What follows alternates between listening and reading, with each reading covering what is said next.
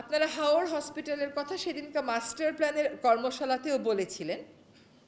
এটা যদিও আমার আওতাভুক্ত না, তারপরে ওইখানে বসেই আমি কিন্তু স্বাস্থ্যের যিনি বিশেষ সহকারী তার সাথে যোগাযোগ করেছিলাম যে ভাসমান হাসপাতাল দেয়া যায় কিনা। এরই ধারাবাহিকতায় ফ্রেন্ডশিপ বলে একটা এনজিও আছে, তাদেরকেও মিনিস্ট্রিতে ডেকেছিলাম, তাদের সাথেও কথা বলেছি যে আমাদের জলবায়ু পরিবর্তন ট্রাস্ট ফান্ডের অধীনে হাওড় এলাকার মানুষের অ্যাডাপ্টেশন ক্যাপাসিটি বাড়াতে এমন করা যায় কিনা।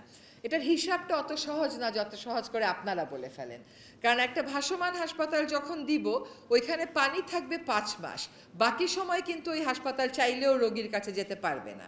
তাহলে কি রিভার অ্যাম্বুলেন্সের সংখ্যা বাড়াতে হবে?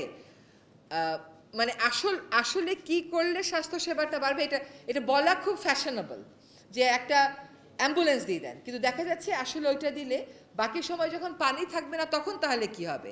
তখন ওরা কেমন করে অ্যাক্সেস করবে? তখন তারা রাস্তা না থাকার কারণে কেমন করে এই হাসপাতালগুলোতে আসবে?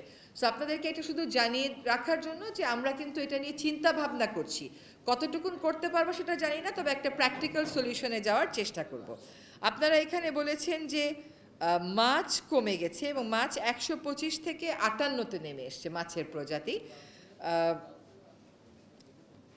সব হাওর নিয়ে একসাথে কাজ শুরু না করে আমরা যদি একটা হাওর নিয়ে কাজ শুরু করি এবং সেখানেই মৎস্য কৃষি কোথায় কোথায় কী কী ধরনের নিয়ন্ত্রণ আনা দরকার একটা সেলের মাধ্যমে, যেটা একটা ইন্টার এজেন্সি সেল হবে, কারণ ডিপার্টমেন্ট অফ এগ্রিকালচারেরও মাঠ পর্যায়ে আছে, ফিশারিরও আছে, পরিবেশেরও ঠিক বলবো না ওই পর্যায়ে মাছ পর্যায়ে আছে, কিন্তু স্থানীয় কিছু অফিস আছে, এবং ভলান্টিয়ার নিয়ে আমরা সচেতনতামূলক কাজ কিছু শুরু করতে পারি কিনা both under the master plan and the সুরক্ষা আদেশ, ওটা আমরা একটু চিন্তা করব। সুরক্ষা আদেশটাও দেখেন সব হাওরের জন্য আমরা করতে পারছি না, তার কারণ হচ্ছে সুরক্ষা হাওর আদেশটা করতে গেলে আপনার ল্যান্ড স্পেসিফিকেশন লাগে, দাগ মৌজা খতিয়ান ধরে ধরে আপনাকে করতে হবে। ফলে আমরা হয়তো শুধুমাত্র টাঙ্গুয়ার হাওড়িটাই নিয়ে করতে পারবো, তার কারণ হচ্ছে ওটা যেহেতু ইকোলজিক্যালি ক্রিটিক্যাল এরিয়া ডিক্লেয়ার, ওটার ল্যান্ড স্পেসিফিকেশনটা আমাদের হাতে আছে। তো সংক্ষেপে বলতে হলে যে হাওর এমন একটা ইকোসিস্টেম যেটা বাংলাদেশে ছাড়া তো আর কোথাও নেই, এটা তো বিরল, কাজে এটাকে আমাদের অবশ্যই সুরক্ষিত করতে হবে। এটা সুরক্ষিত করতে আমাদের আন্তঃসংস্থার সমন্বয় বাড়াতে হবে, এটা সুরক্ষিত করতে আমাদেরকে সুরক্ষা আদেশের মতন কিছু কর্মকাণ্ডে যেতে হবে। হাওরের কৃষি ব্যবস্থাটাকে প্রোটেক্টেড রাখতে আমাদের বাঁধ নির্মাণ কাজগুলোতে প্রকৃত অর্থে যাদের প্রয়োজন এরকম কর্মসংস্থানে সংযুক্ত হওয়া তাদেরকে সংযুক্ত করতে হবে।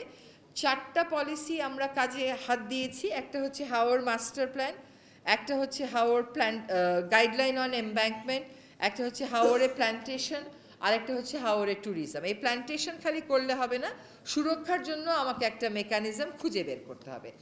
এখন লিজিং এগ্রিকালচার এগুলো অন্যান্য মন্ত্রণালয়ের বিষয়, আমরা অবশ্যই তাদের সাথে কথা বলবো, এবং মাস্টার প্ল্যান ফাইনালাইজেশনের প্রসেসেও তারা সকলে পার্টিসিপেট করেছিলেন। লেট আস কিক অফ, আমরা যদি টাঙ্গুয়ার হাওর দিয়েও শুরু করতে পারি। যারা লিজ পায় তারা বলে লিজের সময়ই ভালো ছিল, যারা লিজ মানে তারা মনিটর, যারা লিজ পায় মানে লিজের বিরোধিতা করে তারা বলে যে এটা উন্মুক্ত জলাশয় বিবেচনা করে যদি সকলের জন্য উন্মুক্ত করে দেয়া যায় সেটা ভালো। তখন আবার বলে যে সকলের জন্য উন্মুক্ত করে দিলেও আসলে যাদের এখানে ফিশিং রাইট এস্টাবলিশ করা হলো তারা ফিশিং রাইট এস্টাবলিশ করতে পারে না, কারণ প্রিভিয়াস লিজ হোল্ডাররাই নানানভাবে ওইটাকে কন্ট্রোলে রাখে। So it is complex but it's doable, এটা করা সম্ভব। আপনাদের এই আয়োজনটা, এই যে একজন বললেন না যে সেমিনারের পর সেমিনার হবে, সেমিনারের পর সেমিনার যদি না হয় তাহলে প্রায়োরিটি হারিয়ে যাবে, কাজে কথাগুলো বলতে থাকতে হবে।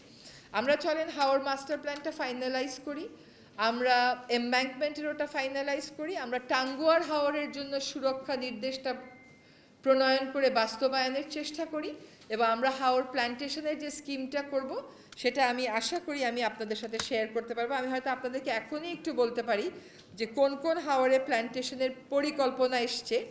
যদি মনে করেন এর বাইরেও কিছু কিছু হাওর নেওয়া যায় আপনারা আমাদেরকে জানাতে পারেন। আমাকে জরুরি কাজে যেতে হবে, কিন্তু আমার ডিজি মহোদয় থাকবে।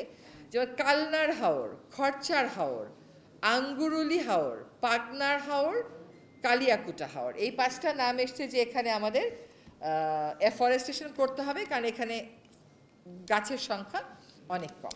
তো আপনাদের বাকি অনুষ্ঠান ভালো যাক, আপনারা অনেক ভালো সাজেশন পান, সুপারিশ পান, আমাদেরকে জানাবেন। আমরা যেহেতু পলিসিগুলো ফাইনালাইজ করছি, আমরা আপনাদের মতামতগুলো সেখানে সন্নিবেশ করে দেওয়ার আপ্রাণ চেষ্টা করব।